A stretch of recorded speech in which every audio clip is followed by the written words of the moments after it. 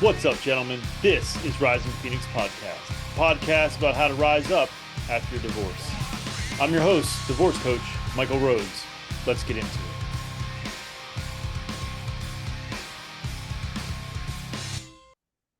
Hello and welcome to the show. This is episode 161. Before I get to any housekeeping, I'm going to dive right into this episode. If you're listening to this episode, potentially you're in crisis. If you've been sent this episode, more than likely you are in crisis. I've been there. I've felt what you're feeling.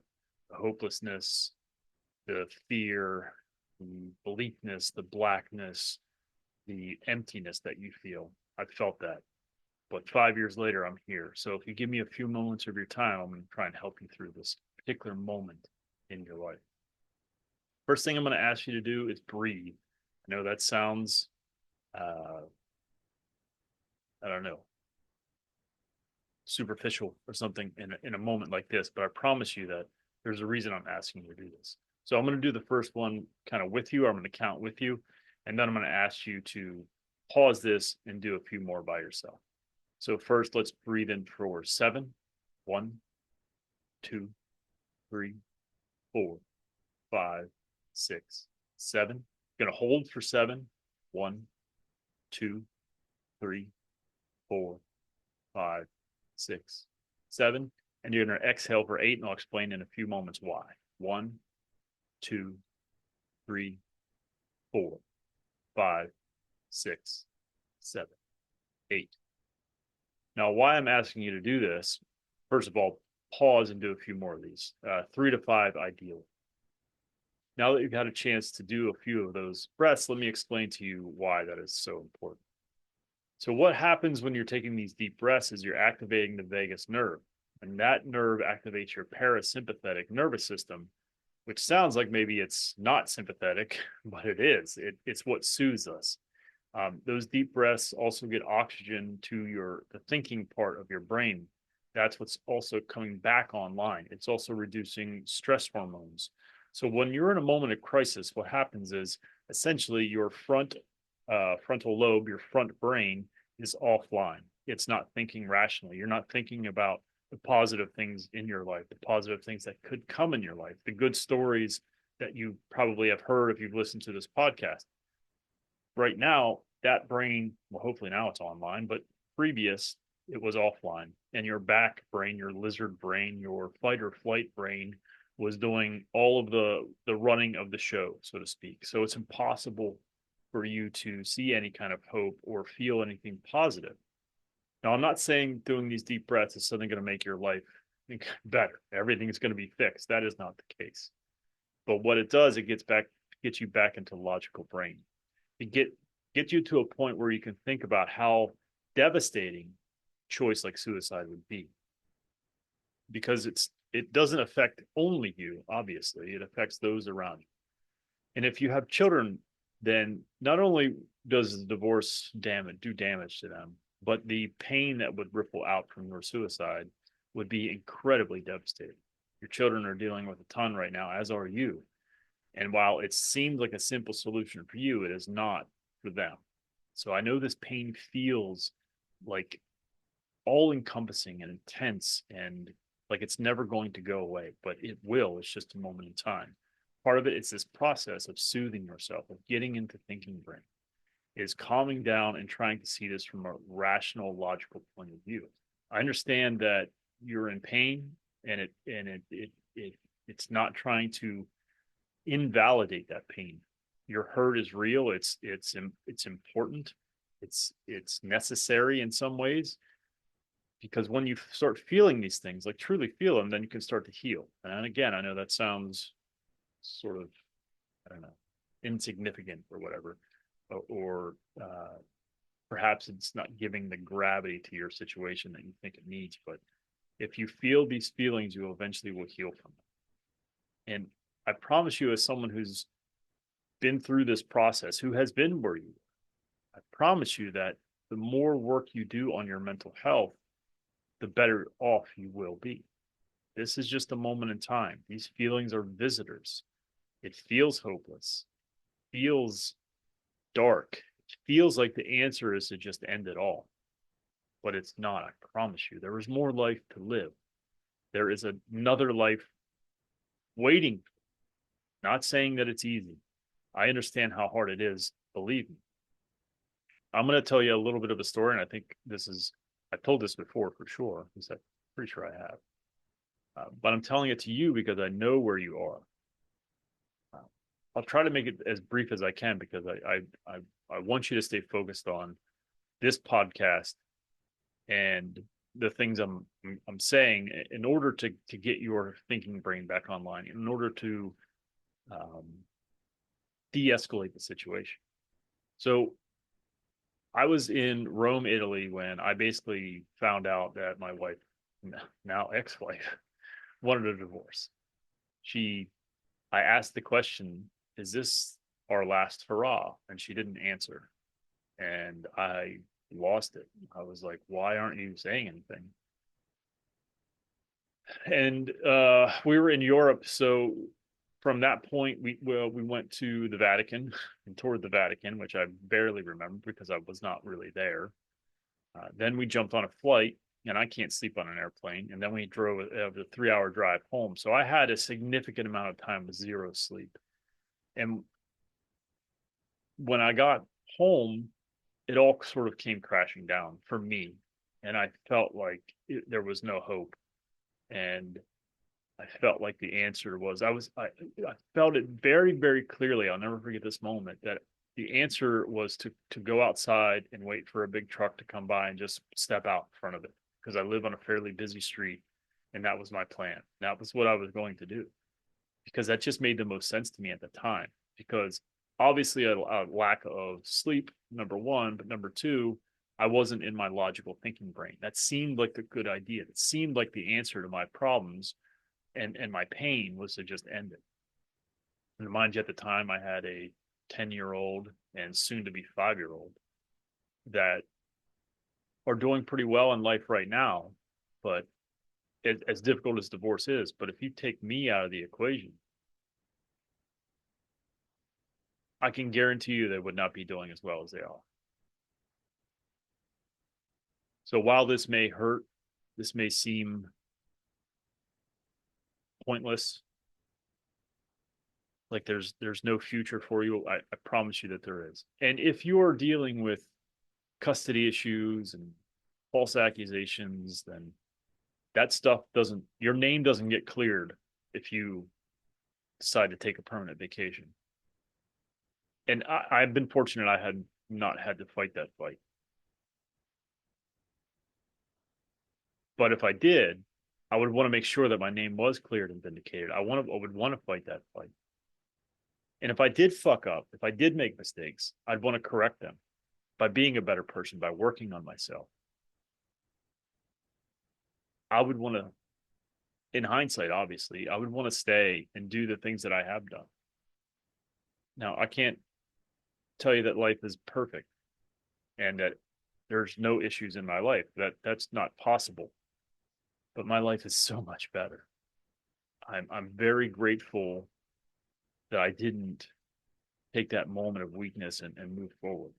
And I promise you, you will be too someday. It just feels so intense in these moments because you're not in your right brain. And I know that, I don't know how that sounds, but I'm not sure how I would have received it, but back then. But I promise you, this is scientific fact. You're in fight or flight, freeze or fawn, so you're not thinking right. You're it's like asking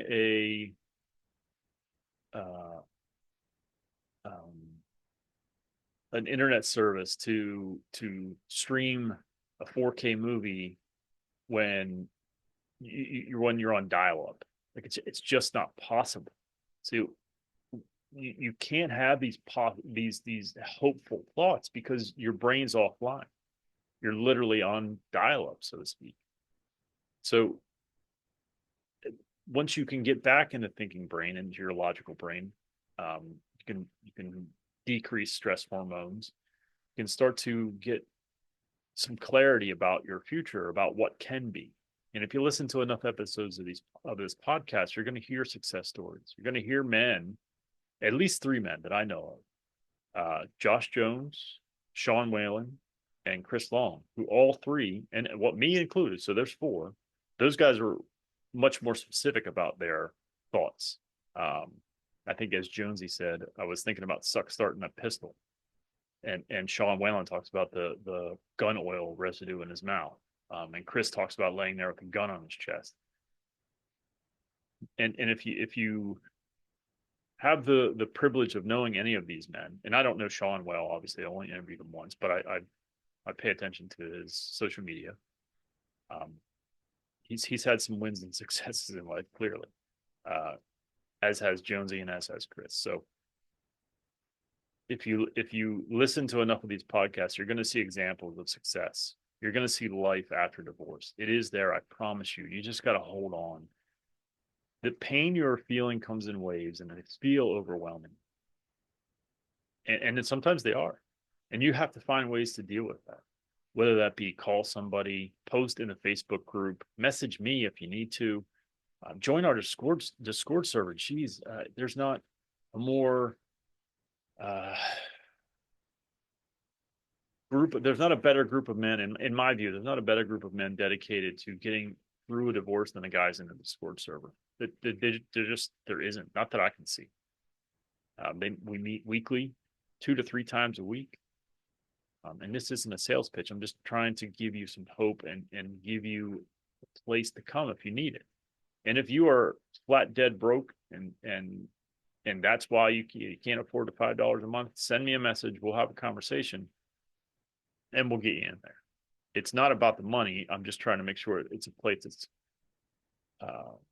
infiltrated, if that's the right word, occupied, that's probably the better word, by men that are serious about getting over the pain that is divorce, of unwanted, especially divorce. I hope that kind of brings you back down, gives you some hope, because I've lived it. I've been where you are. I promise you. And it wasn't just once. That was the most vivid, that story I told was the most vivid moment of me thinking about taking a permanent vacation. But I had other moments that were pretty dark as well. It took me a long time. You have a hard road ahead of you. That's very true, but it's not impossible. And you don't have to do it alone. Listen to these episodes. Join the Discord server. Join the Facebook group, which that one is free. Surround yourself as best you can with people that understand and are also invested in you becoming better and whole despite this.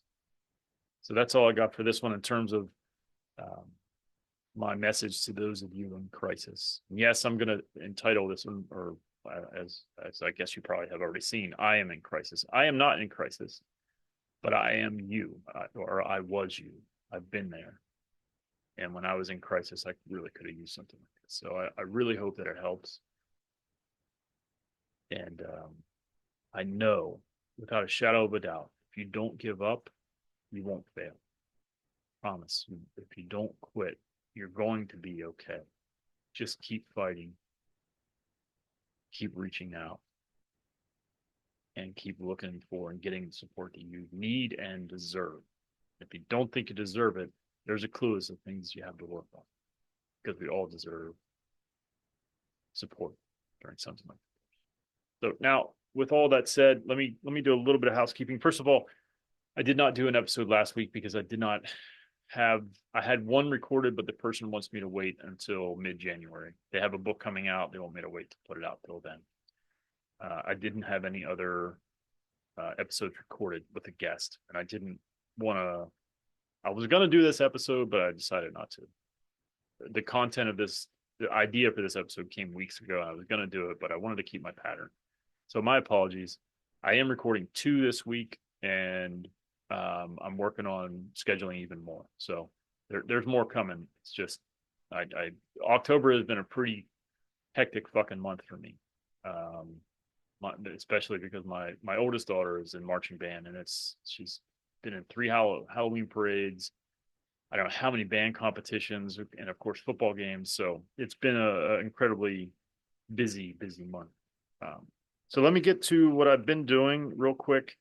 And shout out to the new locations that are identified in the Buzzsprout app. And I'm going to start with the last one, Sandston, Virginia. You listened to episode 159, Loneliness, Dr. Pam Garcia. Shout out to Honolulu, Hawaii. Man, that's a place that I really need to get to. Episode 156, I had no one there for me. It was a solo one. Shout out to Louisville, Kentucky. I was actually in Louisville twice this year. I had some work stuff. You listened to episode 158, How to Do the Work, solo episode. A lot of solo episodes in this one. And Memphis, Tennessee. Been to Memphis. I was in Memphis last summer. And then I have a great story about when I was in Memphis in like 1998 or so. I won't tell it now, but I'll give you a brief why I was there. I was stationed in New Orleans at the time. There was a hurricane evacuation, and me and three other shipmates, as we were called back then, made our way to Memphis. Great story. We stopped in Jackson, Mississippi. Maybe one of these days I'll tell that story, but shout out to you in Memphis. You listened to episode 160, which was the closure one. Again, as I say all the time, thank you so much for listening. If you could all do me a favor, like, subscribe, comment, review, all that shit that you're supposed to do. I guess it does help. The more people that like, subscribe, comment, all that kind of good stuff. Certainly reviews. You don't necessarily have to leave a review in terms of being specific, but if you could just give me a 5-star would be nice, but whatever you think is appropriate. That is all I got for this one. I think there will be an interview next week. I'm recording two, like I said, on Wednesday. I'm not sure which one I will release first. One of them is on anxiety, and I can't remember what the other one is, but it'll be something around mental health for sure. So that's all I got. Until next time, take care of yourselves and take care of each other. Thank you so much for watching and or listening. Since my separation in July of 2019, I have done an incredible amount of work on myself. I've had many different therapists, life coaches, and went through different programs. I've taken all that I've learned and put it into my own program called Forged by Fire.